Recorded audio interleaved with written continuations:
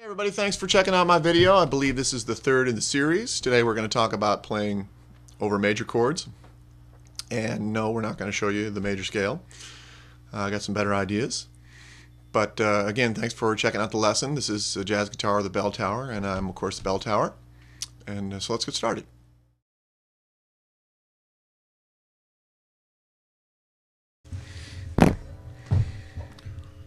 Okay, so here we are. In today's lesson, again, we're talking about playing over major scales. I played a little intro where I demonstrated some of these techniques, and I was playing over a C major 7. It might have been this voicing, maybe it was a C major 9, and I played a little bossa nova type of comp. And for those of you that want to see what I'm doing here, I've got the root on the 3rd fret, 5th string. Then my index finger is barring here at the 2nd fret. And my 3rd finger is right under here on the 2nd string, 3rd fret. And like I said, I may have had this pinky finger down here on the major 7 or not. I'm not exactly sure. Anyway, but while we're on the subject of playing major chords, I thought maybe I'd give you a few cool voicings. Here's that's a C major 6/9. That's a nice voicing. I use this one for C major 7. I generally try to avoid the perfect 5th in the bottom of the drop 2 voicings. In other words, I wouldn't play this on the bottom of my chord. If I was playing a gig with Metallica, I might, but in the jazz situation, that's just too heavy on the bottom for my ears. So what I'm actually doing is playing the root, muting the 4th string, playing the major 7th, and the 3rd. It's really all the information that you need right there. So that's a nice voicing. Moving on up, I might play this voicing for C major 7, and almost looks like an E minor 7, and I'm playing the C root. So I might have C, E, A, D, G, right, which is all of that is barred right across the 7th fret, and then with my ring finger, I'm playing the 2nd string at the 8th fret. And in many cases, if I'm playing in a group situation and I have a bass player, I might not even play the root note. I might just play that shape, and I could even use the 1st string, the major 7th, and I'm getting that by barring my index finger. I don't know if you can see that. Anyway, that's a nice voicing for C major 7. You can still do it like this. So,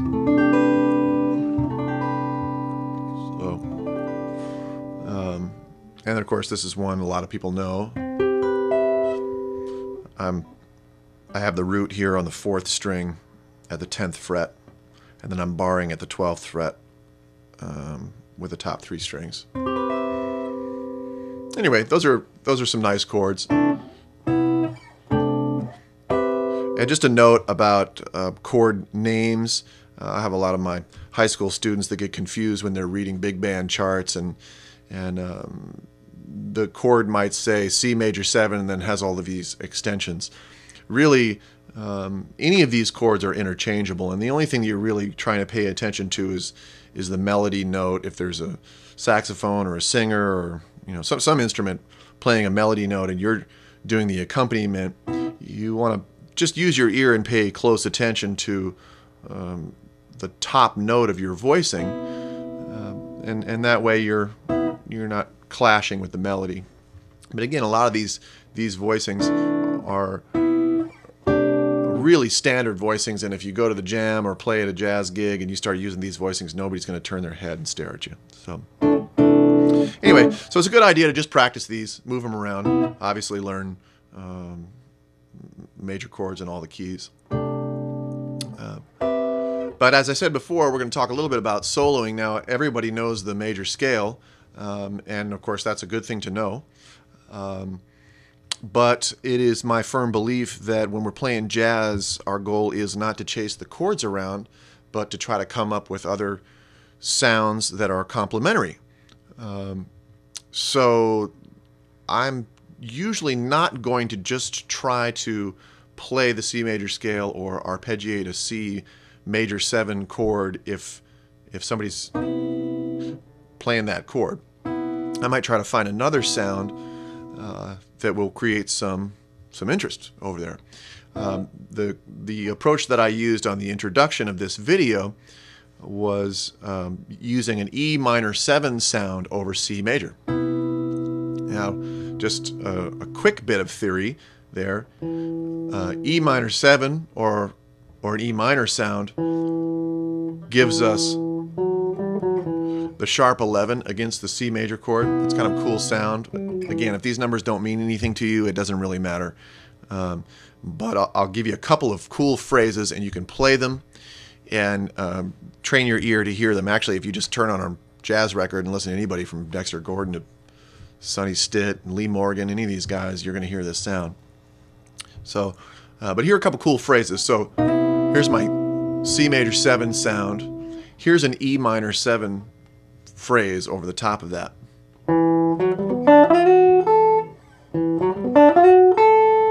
Okay, and what I'm doing there is I'm beginning on the 4th string in the 2nd fret, and I play that E note.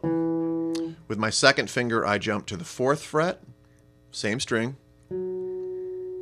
3rd finger, same string, 5th fret, and then I play what looks like a G major triad. Right? That's 2nd finger, 3rd string, 4th fret, up to the 2nd string with my index finger, 3rd fret, and then I slide into the 7th fret with my ring finger on the 2nd string.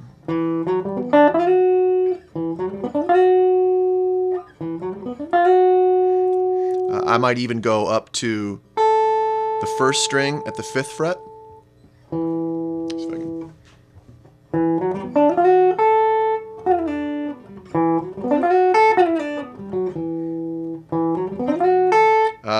And then just a quick note about the right hand technique here. Let's see if I can get my right hand in here.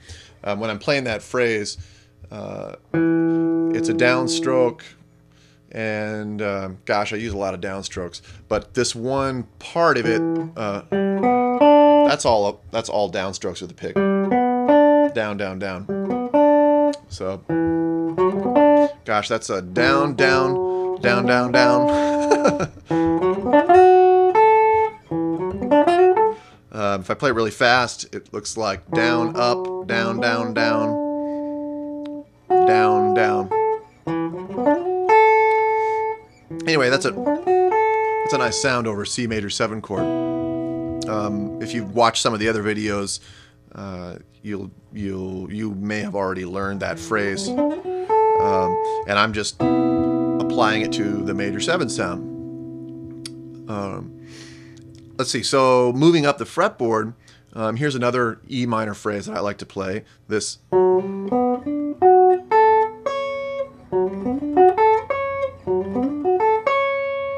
Alright, So what I'm doing here is beginning on the 4th string, 4th fret, up to the 5th fret, then I move up to the 3rd string, 4th fret, 3rd string again, 7th fret, and make a mini bar. Same fret, 7th fret, 2nd string, up to the 1st string with my index finger, 5th fret, and then slide or land on the 9th fret with my ring finger. Some of you astute students might notice that I'm actually playing C sharp over a C major 7 chord. In every book and theory publication that you've read says that that's a no-no. Once again, man, if you just check out the records, you'll find that that note gets used all the time. Anyway, that's a great sound. I think I even used it on the introduction video. So sometimes I do that. That sharp 9 has a really nice rub, and then I pull off down to the major 7.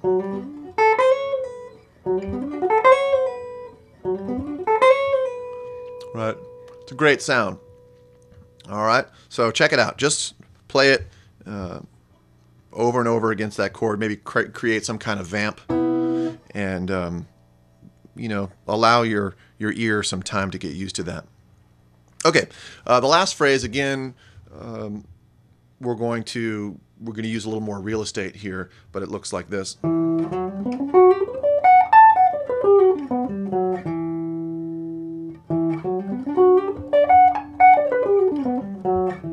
Okay, so let's show that to you. Again, this is kind of a review, but I'm starting on the 5th string in the 7th fret, same string, jump to the 10th fret, my index finger moves up to the 4th string, 9th fret, 2nd finger moves up to the 12th fret, 4th string, index finger is 3rd string, 11th fret, and I slide up, mini bar, 2nd string, 12th fret, 2nd finger, 15th fret, 2nd string, all the way up to the 1st string, 14th fret, and then 1st string, 17th fret. All right, that's a great sound. It's a kind of an extended E minor 7 sound. Anyway, I think some of these ideas will create some interest in your playing. I never want you to think that playing the major scale is wrong. You're going to use every bit of information that you could possibly get to try to create your own sound or to say something. But the sooner we can get away from doing the minutia of finding a particular chord scale and just working on a sound and working on melody, that's where your playing is really going to appeal to a much wider audience. Again, it's never going to hurt to check out guys like Pat Martino or Wes Montgomery. You know, gosh, the list just goes on and on and on and on and on, but there's so many great players out there. But just to spend some time playing over this one chord and working on playing E minor. Again, the beautiful thing here is that this standard voicing of C major 7 actually has an E minor on the top of it, right? This standard voicing that everybody learns from books has an E minor triad on top of it. So it's not that far removed that we're playing E minor over C major 7. And again, we leave out the C, which we don't really need because the bass player is playing that note for us already. So no point in really playing that one. I mean, we could, but we don't really need to. So